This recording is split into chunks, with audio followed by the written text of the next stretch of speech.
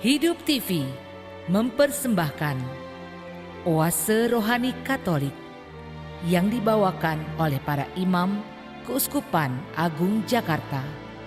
Selamat menyaksikan. Para sahabat Oase Rohani Katolik yang terkasih semuanya, salam damai sejahtera. Kita mengenangkan arwah semua orang beriman.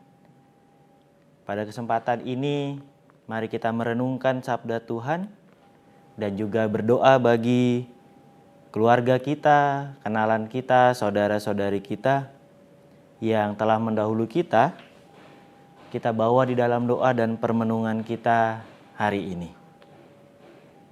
Maka mari kita mengawali permenungan kita dengan tanda kemenangan Kristus. Dalam nama Bapa dan Putra dan Roh Kudus. Amin. Allah Bapa, sumber kehidupan dan kebahagiaan, iman kami selalu Engkau teguhkan dengan kebangkitan Yesus Kristus Putramu dari alam maut.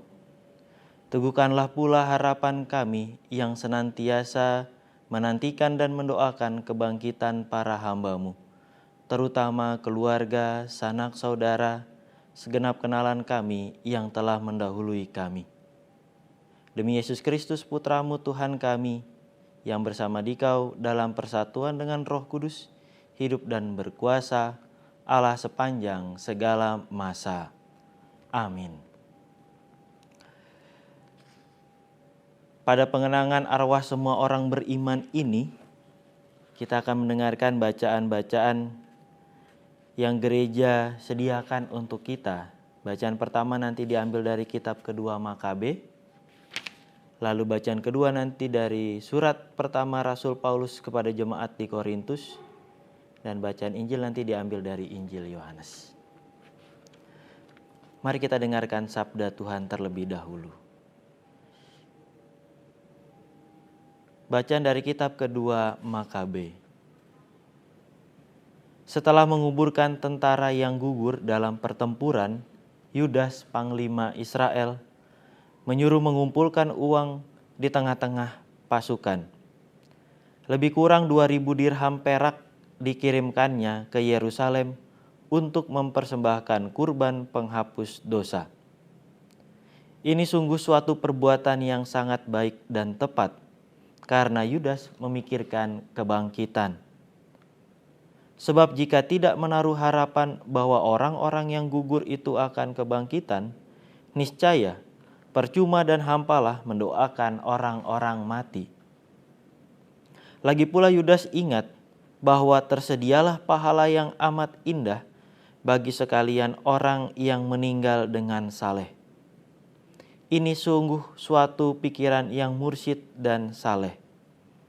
Dari sebab itu, disuruhnyalah mengadakan kurban penebus salah untuk semua orang yang sudah mati itu, supaya mereka dilepaskan dari dosa mereka. Demikianlah sabda Tuhan. Syukur kepada Allah. Mazmur tanggapan dengan referen, Aku percaya kepadamu, Tuhanlah pengharapanku. Tuhan, padamu ku berserah dan mengharap kerahiman-Mu. Dari jurang yang dalam aku berseru kepadamu, ya Tuhan. Tuhan, dengarkanlah suaraku. Biarlah telingamu menaruh perhatian kepada suara permohonanku. Aku percaya kepadamu, Tuhanlah pengharapanku. Tuhan, padamu ku berserah dan mengharap kerahiman-Mu. Jika engkau mengingat-ingat kesalahan, ya Tuhan, siapakah yang dapat tahan? Tetapi padamu ada pengampunan, maka orang-orang takwa kepadamu. Aku percaya kepadamu, Tuhanlah pengharapanku. Tuhan, padamu ku berserah dan mengharap kerahiman-Mu. Aku menanti-nantikan Tuhan, jiwaku menanti-nanti, dan aku mengharapkan firman-Nya. Jiwaku mengharap Tuhan lebih daripada pengawal mengharapkan pagi. Aku percaya kepadamu, Tuhanlah pengharapanku. Tuhan, padamu ku berserah dan mengharap kerahiman-Mu. Sebab pada Tuhan ada kasih setia, dan Ia banyak sekali mengadakan pembebasan. Dialah yang akan membebaskan Israel dari segala kesalahannya. Aku percaya kepadamu, Tuhanlah pengharapanku. Tuhan, padamu ku berserah dan mengharap kerahiman-Mu. Bacaan kedua. Pembacaan dari surat pertama Rasul Paulus kepada jemaat di Korintus. Saudara-saudara, Kristus telah dibangkitkan dari antara orang mati sebagai yang sulung dari orang-orang yang telah meninggal. Sebab sama seperti maut datang karena satu orang manusia, demikian juga kebangkitan orang mati datang karena satu orang manusia. Karena sama seperti semua orang mati dalam persekutuan dengan Adam, demikian pula semua orang akan dihidupkan kembali dalam persekutuan dengan Kristus. Tetapi tiap-tiap orang menurut urutannya, Kristus sebagai buah sulung. Sesudah itu mereka yang menjadi miliknya pada waktu kedatangannya. Kemudian tibalah kesudahan, yaitu bila mana Kristus menyerahkan kerajaan kepada Allah Bapa. Karena Kristus harus memegang pemerintahan sebagai raja sampai Allah meletakkan semua musuh-musuhnya di bawah kakinya. Musuh terakhir yang Ia binasakan ialah maut. Sebab segala sesuatu telah ditaklukkannya di bawah kakinya.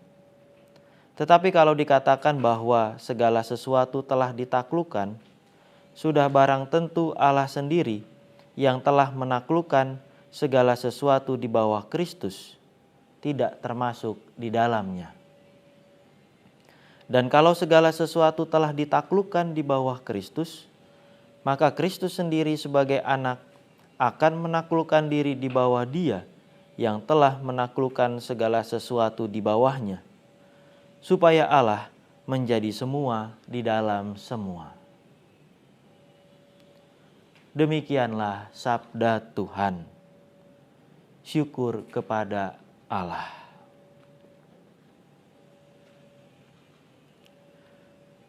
Bait pengantar Injil. Aleluya, aleluya. Akulah yang memberi hidup dan membangkitkan orang mati. Orang yang percaya kepadaku akan hidup walaupun sudah mati. Aleluya, aleluya.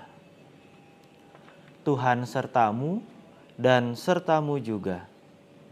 Inilah Injil Yesus Kristus menurut Santo Yohanes. Dimuliakanlah Tuhan.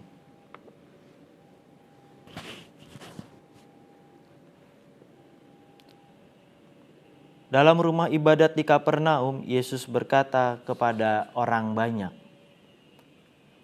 "Semua yang diberikan Bapa kepadaku akan datang kepadaku, dan barang siapa datang kepadaku tidak akan kubuang. Sebab aku telah turun dari surga bukan untuk melakukan kehendakku, tetapi untuk melakukan kehendak Dia yang telah mengutus aku. Dan inilah kehendak Dia yang telah mengutus aku, yaitu supaya dari semua yang telah diberikannya kepadaku jangan ada yang hilang, tetapi supaya kubangkitkan pada akhir zaman. Sebab inilah kehendak Bapa-Ku, yaitu supaya setiap orang yang melihat Anak dan yang percaya kepadanya beroleh hidup yang kekal, dan supaya aku membangkitkannya pada akhir zaman." Demikianlah Injil Kristus. Terpujilah Kristus. Para sahabat Oase Rohani Katolik, Bapak Ibu, Saudara-saudari yang terkasih, pada bagian pertama ini saya ingin mengajak kita bagaimana mengenangkan saudara-saudara kita yang sudah mendahului kita. Saya mau mengawalinya dengan sebuah pengalaman di masa kecil saya. Mungkin kita punya perasaan-perasaan tertentu ketika kita dekat di daerah atau area pemakaman. Ya. Apalagi kalau kita sudah jalan lewat maghrib, gelap. Ya. Lalu suasana mulai sunyi senyap, sementara kita lewat seorang diri.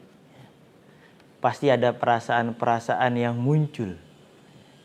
Entah itu takut, entah punya pemikiran yang tidak-tidak. Ya. Ada perasaan-perasaan ya mungkin akan muncul sesuatu yang biasa diceritakan oleh orang-orang. Area pemakaman memang terkesan sunyi. Memang sunyi, tidak ada apa-apa. Tetapi bagi kami, terutama ketika saya kecil, area pemakaman adalah tempat yang akrab sekali dengan saya. Karena memang lokasinya itu dekat dengan rumah. Ya, pinggirlah sebelahan. Nah, itu bisa dicek. Kalau para sahabat Oase Rohani tahu sekolah Strada Pasar Minggu, itu di belakang ada area pemakaman kecil, lalu di sebelahnya itu ada rumah saya. Nah, dulu memang terkesan menakutkan. Karena dulu kami masih punya lapangan, anak-anak di RT kami bisa main bola di situ, main layangan di situ. Tetapi lama-kelamaan mulailah menjadi kawasan yang padat dengan penduduk. Lapangan-lapangan kami hilang berganti dengan bangunan-bangunan baru, rumah-rumah kontrakan, sehingga kami tidak punya lapangan. Nah, persoalan itu muncul kalau kami mau main layang-layang atau layangan. Mau main di mana kalau udah musim layangan itu? Udah pasti nanti ada ketua RT yang datang tidak boleh dan melarang kami. Alasannya jelas, nanti benang itu nyangkut, entah itu di tiang listrik, entah itu di antena rumah tetangga. Ya. Akhirnya kami sebagai anak-anak pindah. Mainnya adalah di area pemakaman itu. Jadi kalau sudah jam 3, jam 4 sore itu ya. Setelah teman-teman saya yang muslim mengaji, kami main layangan di situ. Di area pemakaman. Nanti kalau malam mau ngobrol-ngobrol ya di situ, di dekat pintu makam itu. Ngobrol-ngobrol, cerita-cerita dan segala macam. Nah, yang menarik adalah selain menjadi tempat bermain, area pemakaman ini yang tidak terlalu luas, itu juga jadi kesempatan bagi kami untuk menambah uang jajan. Kok bisa? Biasanya ini kalau menjelang hari raya Idul Adha atau Idul Fitri, kami mulai membantu untuk juru kunci atau yang penjaga makam membersihkan makam-makam yang ada di situ. Nah, kalau kebetulan keluarga itu datang dan berziarah ke sana, biasanya memberikan tanda kasih bagi kami. Dan biasanya anak-anak itu sudah paham, oh kira-kira 1 minggu menjelang Idul Fitri atau Idul Adha, itu mulai banyak peziarah-peziarah. Sehingga kami, ya sudah, kira-kira wah, nih keluarga ini akan datang, keluarga ini akan datang. Lalu nanti kita ke sana bersihin, setor muka, bisa dapat uang jajan tambahan dari penjaga makam, atau juga dari keluarganya langsung. Lumayan kalau dikumpulkan, apalagi kalau menjelang Idul Fitri. Dari hasil membersihkan makam, dari orang-orang yang berziarah ke sana, itu kita bisa beli satu pistol mainan waktu itu. Nah, pengalaman ini adalah pengalaman saya di masa kecil, berjumpa dengan orang-orang yang senantiasa datang ke makam, berdoa, berziarah, lalu makam itu dibersihkan kembali, lalu mereka berdoa satu keluarga di sana. Kadangkala bertanya, kenapa mesti seperti itu? Menjelang hari raya, datang berziarah, lalu berdoa. Menurut saya, dalam permenungan saya, di sana ada ikatan antara kita dengan saudara-saudari kita yang sudah mendahului. Ikatan itu yang terjalin karena kenangan. Ya. Maka hari ini dikatakan adalah pengenangan semua arwah orang beriman. Bahwa kita dalam hidup kita sehari-hari dengan saudara, kerabat, teman, kenalan yang sudah mendahului punya pengalaman yang mengikat kita, yang terjalin sehingga menyisakan suatu kenangan. Dan kenangan itu yang selalu dipelihara ketika kita datang dan berziarah ke makam. Nah, yang menarik adalah kalau kita merenungkan bacaan-bacaan hari ini. Bagaimana kenangan itu dihidupkan kembali. Dalam bacaan pertama, Yudas, seorang panglima tentara yang waktu itu memimpin pasukan-pasukan, memberontak atau mengupayakan kemerdekaan untuk bangsa Israel yang sedang dijajah, tidak pernah melupakan pengalaman bersama dengan anak-anak buahnya. Bahkan ketika perang selesai, lalu menang, dia tidak langsung lalu bergembira, tetapi justru mengenangkan kembali anak-anak buahnya. Mungkin saya membayangkan dikumpulkan kembali, dibawa pulang supaya ketemu dengan keluarga, lalu berdoa bersama, lalu mempersembahkan kurban. Bayangan saya seperti di film-film kolosal. Ya. Ketika pemimpin atau panglima itu selesai perang, pulang itu membawa jenazah anak-anak buahnya. Lalu mereka berdoa, lalu mengenangkan. Ya.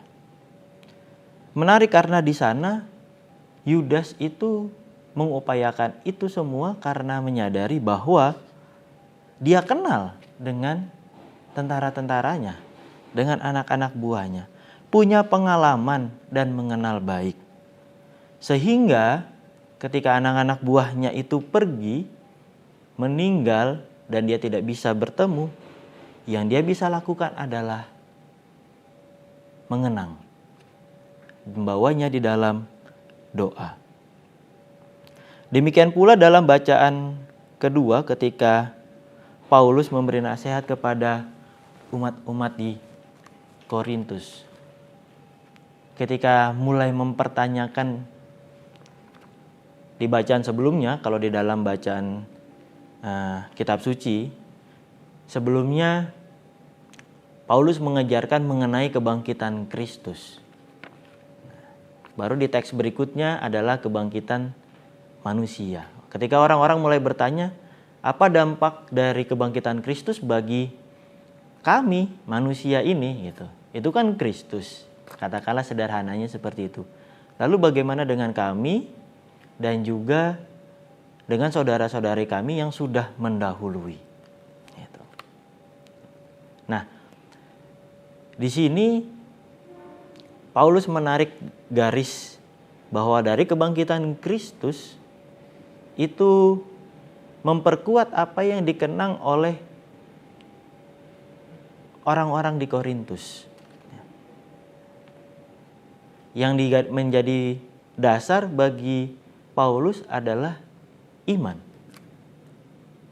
Rasa khawatir, pertanyaan yang muncul mengenai kebangkitan manusia, terutama saudara-saudara mereka yang telah mendahului, adalah salah satu bentuk bahwa mereka masih memikirkan, masih mengenang, masih punya harapan suatu ketika mungkin nanti kami bisa berjumpa kembali.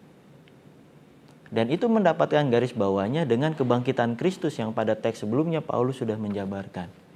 Bahwa Kristus itulah yang, karena kebangkitan Kristus, karena iman kita akan kebangkitan Kristus, kita pun nanti akan bersekutu karena telah diselamatkan oleh Kristus.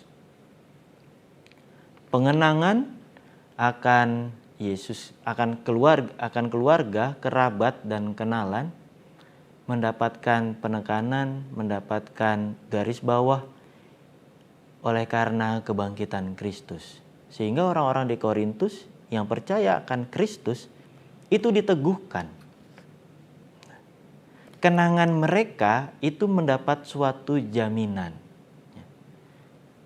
Kadangkala kita membutuhkan suatu jaminan juga. Lalu nanti apa nih jaminannya? Mereka selamat, mereka bangkit. Jaminannya adalah iman akan Yesus Kristus itu sendiri yang bangkit, yang dikatakan sebagai buah sulung. Kalau buah sulungnya akan bangkit, mereka yang menjadi anak-anak ya, menjadi adik-adiknya yang percaya kepada Kristus, itu akan ikut semua. Dalam bacaan Injil, demikian pula. Saya merasa bahwa Yesus itu pribadi yang cukup romantis ya. Ketika Bapa mempercayakan orang-orang, umat kepada Kristus, Kristus itu membawa orang-orang tersebut sampai pada saat-saat kemuliaannya. Jangan sampai ada orang yang sudah dipercayakan Bapa kepadaku, itu satu pun hilang. Justru harus beroleh kehidupan yang kekal. Artinya membawa kita semua sampai pada kemuliaan, merasakan kebahagiaan surgawi, kehidupan yang kekal bersama dengan Kristus.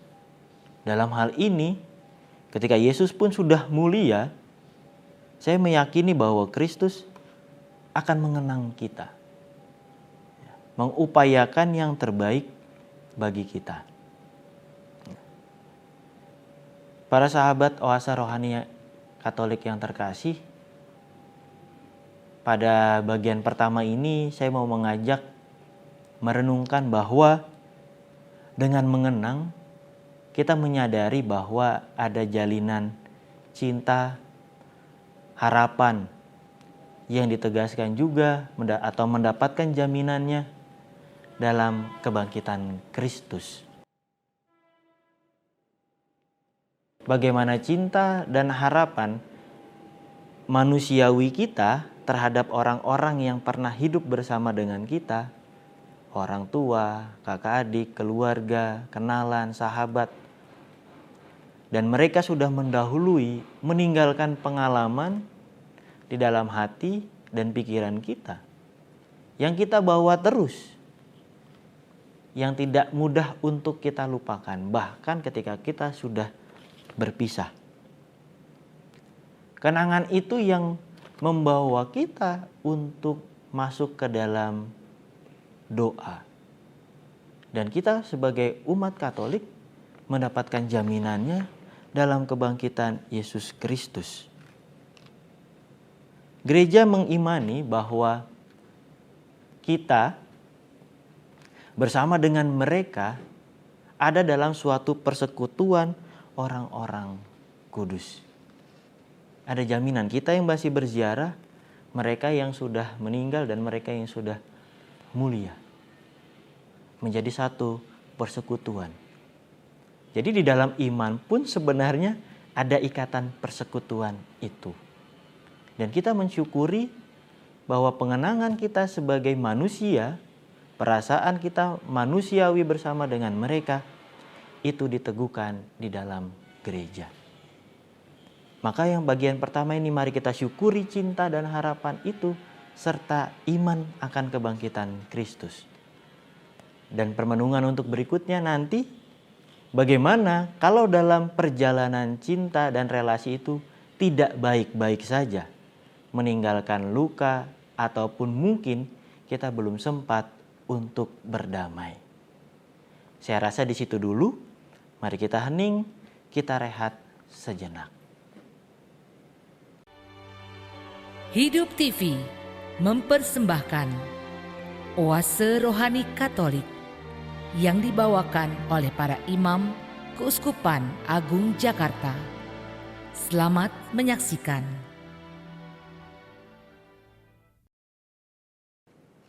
Para sahabat Oase Rohani Katolik, pada bagian yang pertama tadi kita sudah merenungkan bagaimana kenangan kita, manusiawi kita yang kita rasakan itu mendapatkan peneguhannya di dalam iman akan kebangkitan Yesus Kristus. Mungkin secara sederhana saya mau mengatakan bahwa kenangan dengan doa kita itu mesti berjalan beriringan. Kenangan tanpa doa itu jatuhnya hanya halusinasi. Ya. Hanya mengenang-mengenang saja, membayang-bayangkan saja, tidak ada suatu keyakinan untuk berjumpa atau bersekutu dalam kehidupan kekal. Sementara doa tanpa kenangan kita dengan saudara, dengan orang tua, sampai puncaknya kenangan akan wafat, sengsara, dan kebangkitan Yesus Kristus, itu hanyalah kata-kata indah yang mengawang-awang. Maka menurut saya kenangan dengan doa mesti berjalan beriringan. Nah, seperti yang di akhir sesi pertama tadi saya ajak renungkan, bagaimana kalau ternyata dalam kehidupan sehari-hari pengalaman itu menyisakan luka. Nah, saya mau cerita sedikit pengalaman ketika di Bomomani. Jadi di Bomomani itu masuk dalam Keuskupan Timika, dan waktu itu almarhum Monsinyur John Philip Saklil punya visi keuskupan, yaitu salah satunya gerakan Tungku Api. Dan tahap pertamanya itu adalah pemetaan. Dan pemetaan ini sangat sulit dijalankan di Papua, apalagi di daerah pedalaman. Yang tanahnya terhampar luas, yang bisa saling mengaku, lalu juga bisa menimbulkan baku pukul lah, berkelahi dan segala macamnya.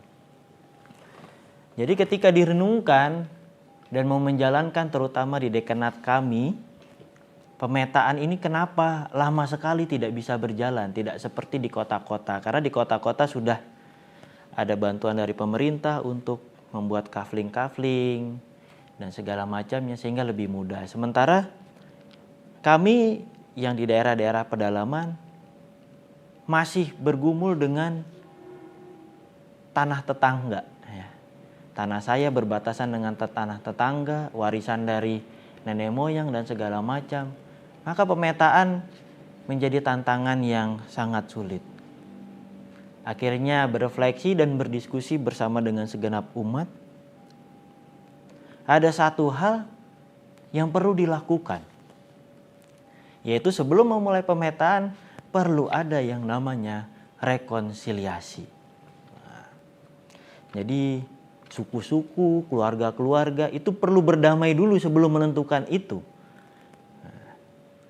Menurut sudut pandang mereka, apa yang diarahkan oleh gereja, terutama Bapak Uskup, itu adalah sesuatu yang baik untuk mengembangkan kehidupan mereka.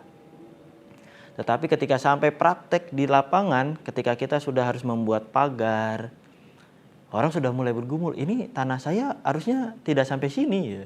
Kamu mengambil tanah saya dan segala macam. Nah, dan itu akhirnya mengungkit persoalan-persoalan, entah itu masalah suku, masalah fam, lalu kakek nenek, tete nenek, ya semuanya dibawa. Gitu.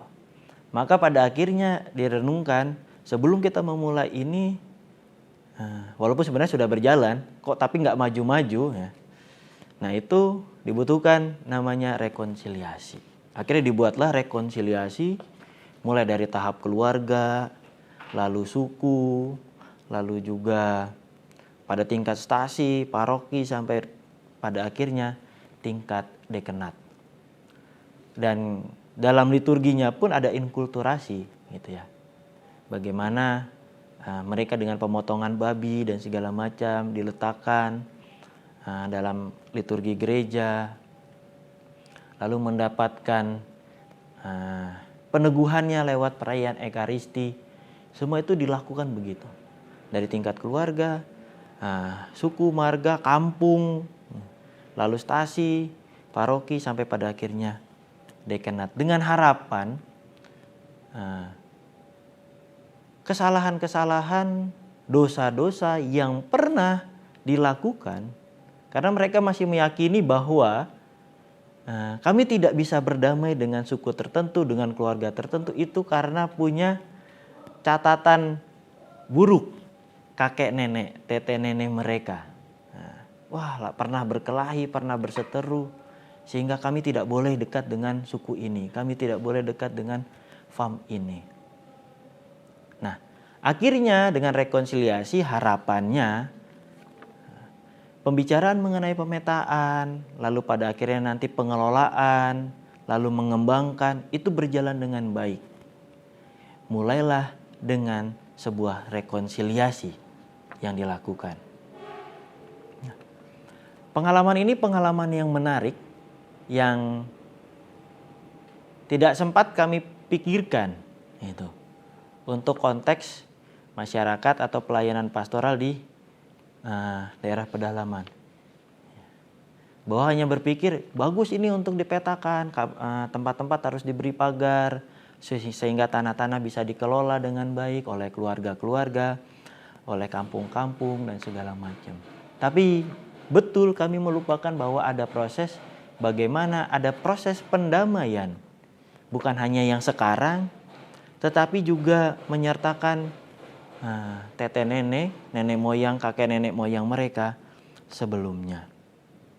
Jadi perlu ada proses pendamaian yang cukup panjang, dan itu malah menjadi menguras umat ya. Ada yang potong babi lah, potong ayam, segala macam yang mereka lakukan menurut tradisi adat mereka. Pengalaman ini pengalaman yang menarik bagi saya untuk membuka permenungan pada kesempatan sesi yang kedua. Pada sesi kedua ini saya mau mengajak lebih menekankan pada proses rekonsiliasi untuk memperindah kenangan kita tadi, kenangan dan doa. Selain ada kenangan dan doa, ternyata terselipkan yang namanya rekonsiliasi. Dalam bacaan pertama, jelas Yudas mengatakan dikumpulkanlah sekitar 2.000 dirham perak sebagai kurban penghapus dosa. Jadi Yudas memikirkan bahwa dalam hidup mereka, para anak-anak buah, tentara-tentaranya, pasti pernah berbuat salah. Pernah berbuat dosa. Maka dipikirkan ada kurban penghapus dosa. Lagi pula di bacaan kedua, Paulus juga menerangkan bahwa manusia itu berdosa karena satu orang. Tetapi akhirnya selamat dan didamaikan juga karena satu orang. Yang satunya karena dosa Adam, dan akhirnya dipulihkan lewat kebangkitan Yesus. Jadi ada proses rekonsiliasi panjang yang coba dirangkum oleh Paulus ketika dia menerangkan pada jemaat-jemaat di Korintus. Dulu ini kita sudah berdosa, nenek moyang kita sejak zamannya Adam. Tetapi sekarang kita sudah mengenal Kristus. Ada proses rekonsiliasi antara Allah dengan manusia. Itu Yesus. Dan di dalam bacaan Injil memang tidak terlalu nampak bagaimana rekonsiliasi itu. Tetapi dapat dikatakan rekonsiliasi disimbolkan dengan berkumpul kembali. Nah, berkumpul kembali itu dilambangkan bagaimana Kristus tadi tidak meninggalkan kita, gitu. Tidak melupakan kita, malah menjamin kehidupan kekal. Bukan hanya soal berdamai, pada akhirnya pun Kristus sampai pada berkumpul kembali. Maka gambaran rekonsiliasi menjadi tampak dalam proses itu. Nah, bagaimana kita merenungkannya dalam proses pengenangan arwah orang beriman? Rekonsiliasi menjadi salah satu perhatian juga di dalam gereja. Maka biasanya banyak kita menitipkan intensi doa. Satu keluarga mencatat banyak nama-nama. Dan salah satunya selain mendoakan mendapatkan kebahagiaan kekal, di sana juga mendoakan adanya menghapus dosa dan kesalahan. Dan gereja mengajarkan adanya indulgensi. Ya. Saya sendiri mungkin juga belum memahami betul bagaimana indulgensi itu. Tetapi menurut iman gereja, dengan melakukan beberapa hal yang dianjurkan gereja, salah satunya berziarah, mendoakan, itu membantu saudara-saudari kita mendapatkan pengampunan. Artinya kita mendukung, membantu mereka akhirnya bersekutu dengan Allah. Nah, kadangkala yang terjadi kita di tengah dunia ini, seperti tadi dikatakan di awal, ada pengalaman-pengalaman tidak baik, pengalaman-pengalaman luka batin, pengalaman-pengalaman yang membuat kita sulit memaafkan. Mungkin ada pula yang merasakan bahwa ya saya terlambat, orangnya sudah pergi, saya belum sempat untuk minta maaf.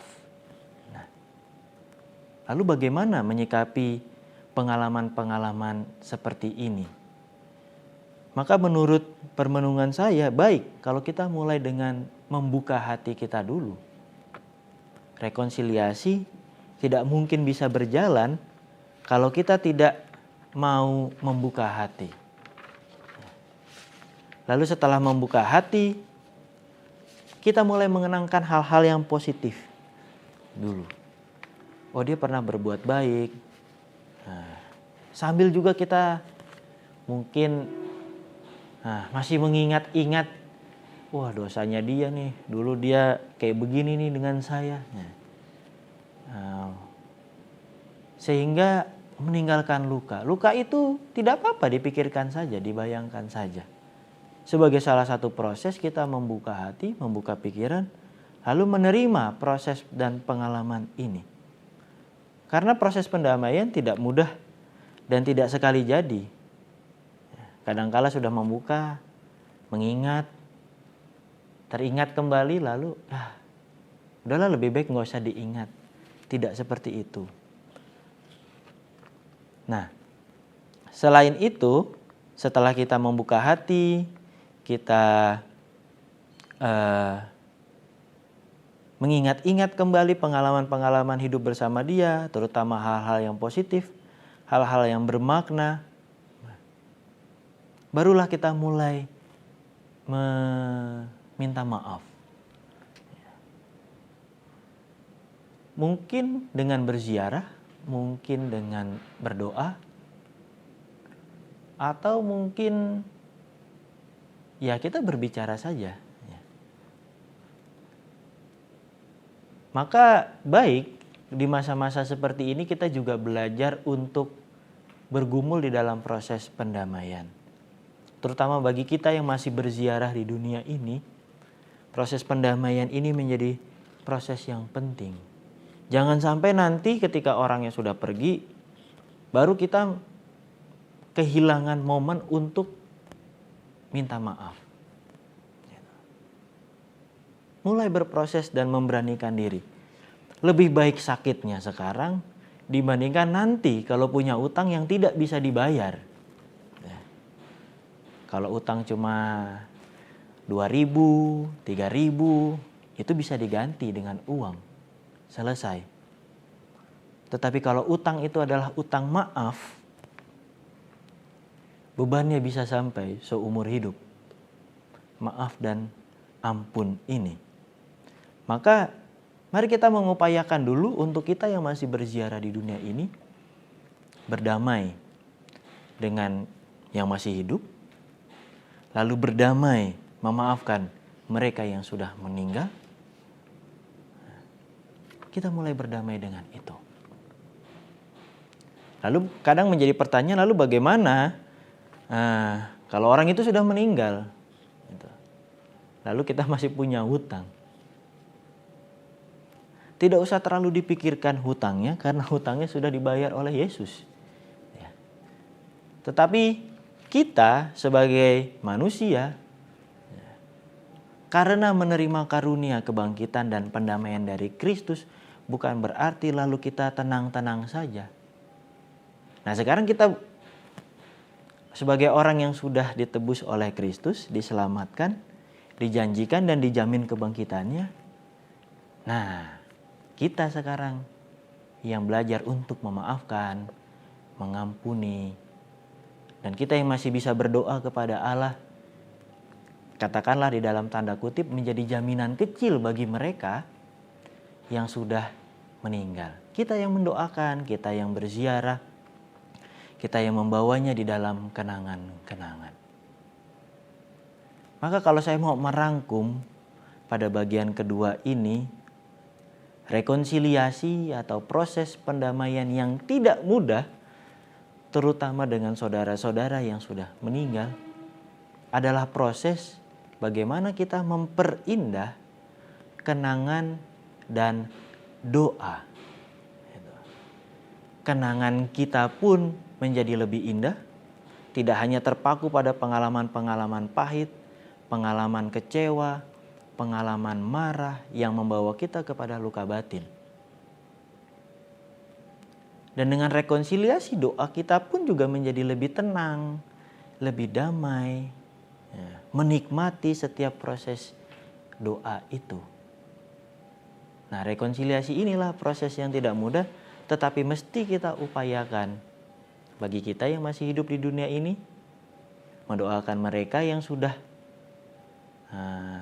mendahului kita, bahwa arwah-arwah ini dengan doa-doa kita, dengan kenangan-kenangan kita, saya yakin dan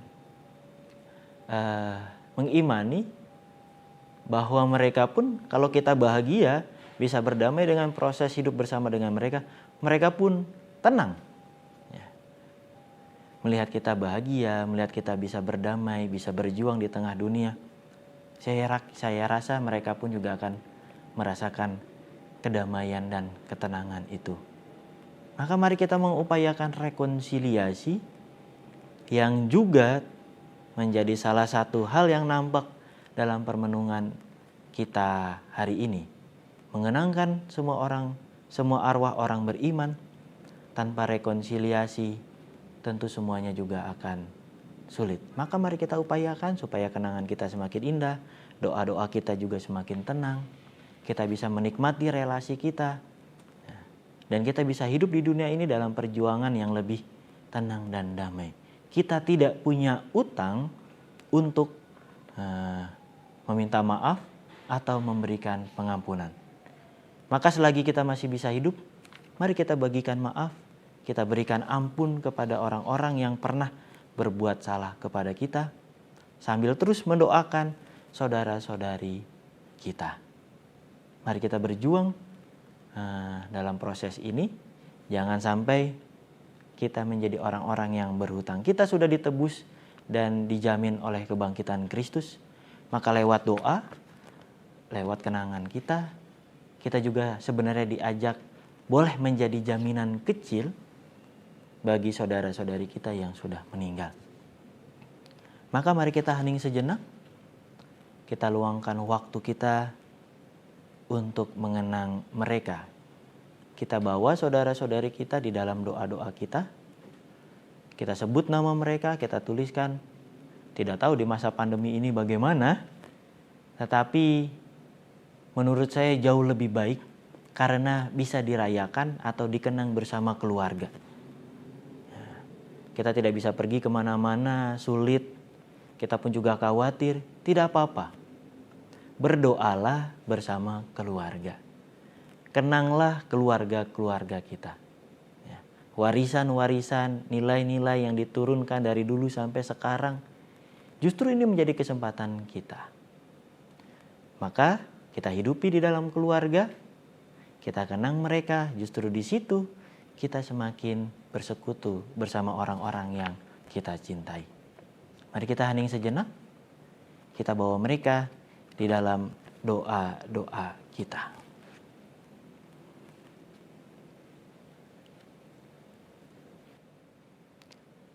Saudara-saudariku yang terkasih, mari kita satukan pengenangan kita akan saudara-saudari kita yang sudah mendahului, kerabat, kenalan, dan segala yang kita bawa di dalam permenungan tadi.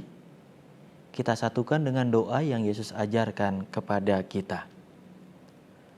Bapa kami yang ada di dalam surga, dimuliakanlah namamu. Datanglah kerajaanmu, jadilah kehendak-Mu di atas bumi seperti di dalam surga. Berilah kami rejeki pada hari ini, dan ampunilah kesalahan kami, seperti kami pun mengampuni yang bersalah kepada kami. Dan janganlah masukkan kami ke dalam pencobaan, tetapi bebaskanlah kami dari yang jahat. Amin. Allah Bapa, pangkal hidup dan iman kami senantiasa mengenangkan wafat, sengsara, dan kebangkitan Putra-Mu yang terkasih, Yesus Kristus. Kami bersyukur oleh karena buah penebusannya, kami boleh mengenangkan, mendoakan, dan berdamai dengan saudara-saudari kami yang sudah mendahului kami. Semoga mereka yang sudah beralih ke tempat kediaman yang terang dan penuh kedamaian, boleh mengalami kebahagiaan abadi dalam kerajaan-Mu yang kekal. Semua ini kami mohon dengan pengantaraan Yesus Kristus, Tuhan dan Juru Selamat kami. Amin. Mari kita siapkan hati kita, kita mohon berkat dari Tuhan. Tuhan sertamu dan sertamu juga. Semoga saudara-saudariku terkasih, keluarga kita, orang-orang yang kita bawa dalam doa dan kita cintai, senantiasa dilindungi, dibimbing, dan diberkati oleh Allah yang Maha Kuasa. Dalam nama Bapa dan Putra dan Roh Kudus. Amin. Demikianlah oase rohani Katolik yang dibawakan oleh para imam Keuskupan Agung Jakarta. Tuhan memberkati.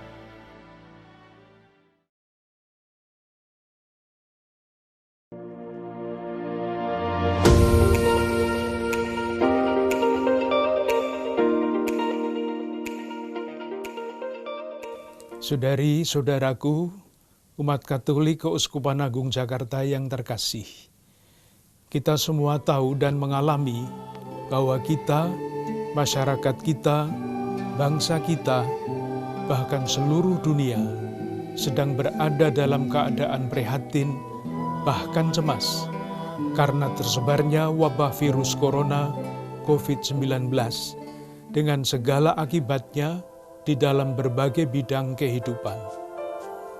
Meskipun demikian, saya mengajak saudari-saudara sekalian untuk tidak panik, untuk tidak cemas berlebihan, seperti anjuran para pemimpin bangsa kita. Kita berharap dan yakin semuanya akan menjadi baik kembali. Kita berterima kasih kepada para pemimpin bangsa kita yang pasti akan terus berusaha sekuat tenaga untuk menghentikan tersebarnya virus corona ini dan mengatasi akibat-akibatnya. Kita berterima kasih kepada para tenaga kesehatan yang dengan tulus mengambil risiko membantu para penderita untuk penyembuhan mereka.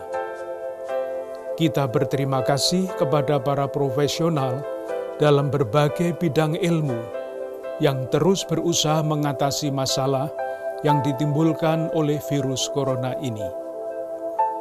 Bagi kita, ini semua adalah tantangan kemanusiaan dan sekaligus tantangan iman. Kita doakan saudari-saudara kita yang menjadi korban dari virus ini. Semoga yang meninggal diterima dalam kemuliaan abadi, yang sakit disembuhkan. Mari kita doakan pula para pemimpin bangsa, tenaga kesehatan, dan semua yang dalam satu dan lain cara terlibat dalam memulihkan keadaan. Semoga Tuhan menganugerahkan kepada mereka semua yang perlu untuk menjalankan tanggung jawab mereka. Semoga keadaan ini mendorong kita semua untuk semakin dan terus bertumbuh dalam iman, persaudaraan, dan bela rasa. Keuskupan Agung Jakarta akan segera memberikan pedoman praktis, khususnya di dalam rangka peribadatan. Semoga Allah yang Maha Kasih menjaga dan melindungi kita semua.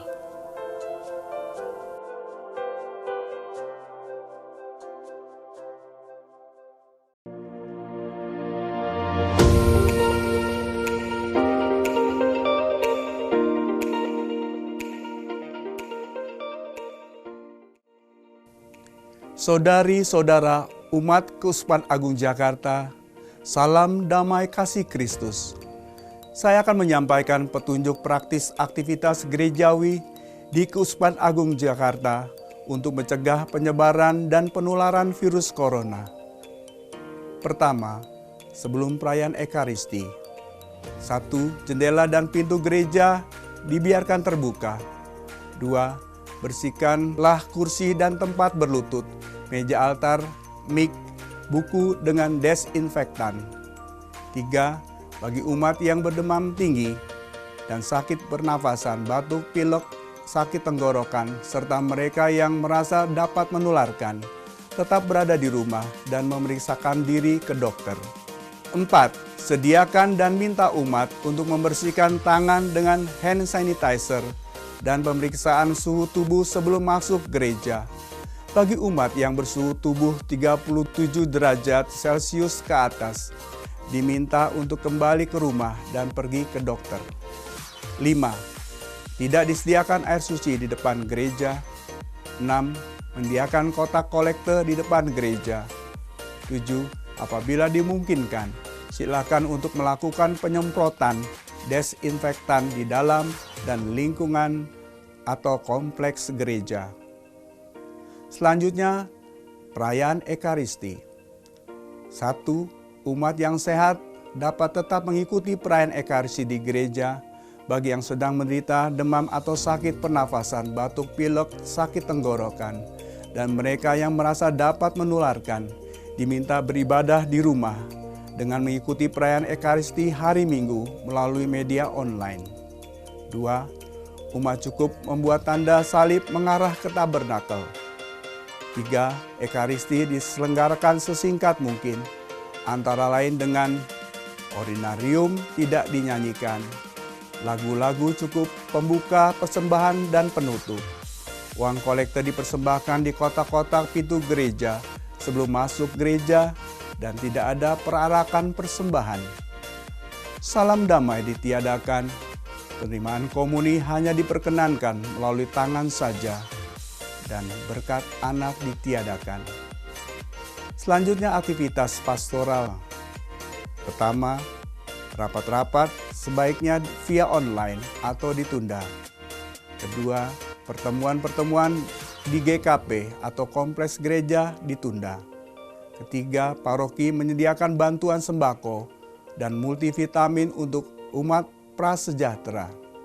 Keempat, saat ini juga menjadi kesempatan yang baik bagi umat Keuskupan Agung Jakarta untuk berbela rasa kepada tetangga yang membutuhkan dengan memperhatikan kesehatan diri. Selanjutnya, sakramen pengampunan dosa.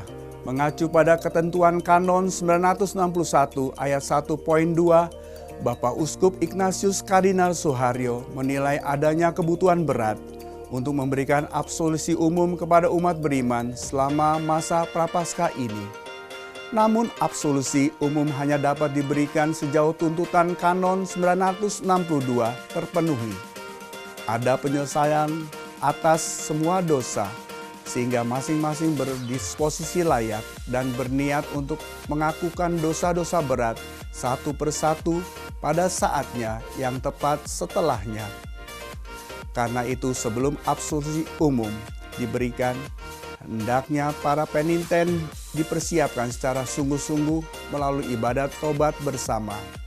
Absolusi umum ini hendaknya tetap memberi ruang bagi umat beriman yang ingin mengaku dosa secara pribadi.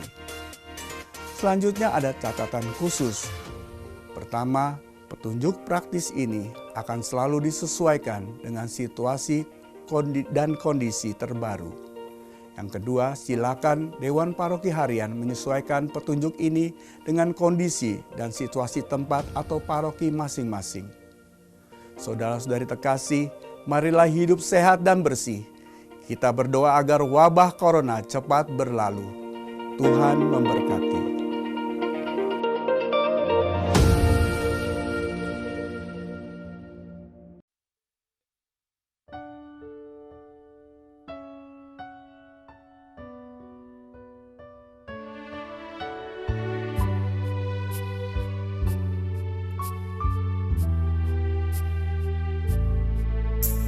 Bila ku hadapi persoalan di hidupku,